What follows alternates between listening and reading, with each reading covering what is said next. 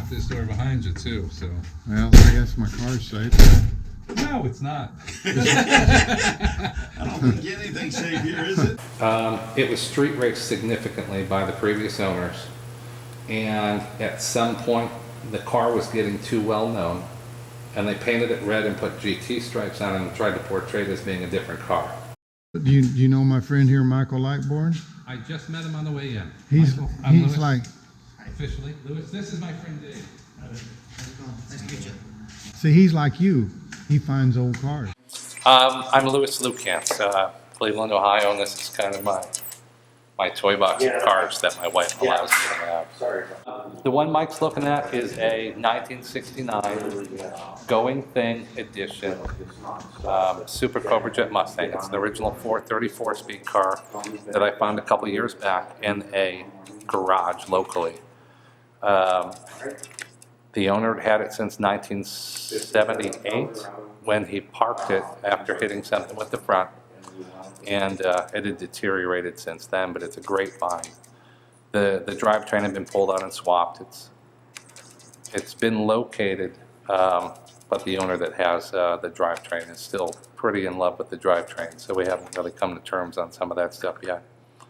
As it sits, it's the only white Going Thing known to exist out of, I believe, 6 cars that have been located. There's, I believe, 5 blue ones. Well, there's one other four-speed 430 car. Yes. The other ones are Cobra Jets, and I believe there's a 351 car known to exist. This one was Frank Stanton Motors, which was the sponsoring dealership of Thompson Dragway, where this car was sold new.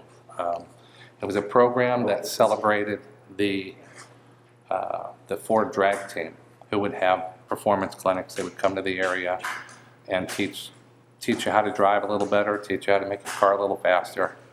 And at this specific event is when they sold these cars new. One of the ways to sell on the Super Cobra Jets is they had to relocate the horns to make room for the oil cooler. And when I popped the hood and saw the relocated horns, I knew there was a bit more going on there. The 2 horns down here, Yeah. they're so, together. Where would they be normally? I believe this horn would actually be on the other side, and then there would be a jumper wear that actually comes across. And it's to make room. You can tell where the oil cooler bracket was and where the die cut holes are for the hoses. So I knew there was a bit more going on even at that time. However, I did not know that the car was a Going Thing.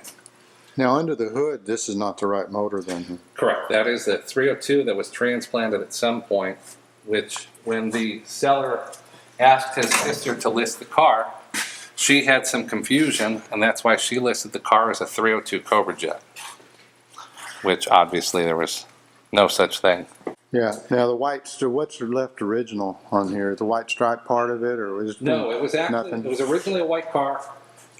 It was street raced significantly by the previous owners, and at some point the car was getting too well known, and they painted it red and put GT stripes on it and tried to portray it as being a different car. And that didn't last too long. People knew it was still the same car, just a different, a different disguise on it.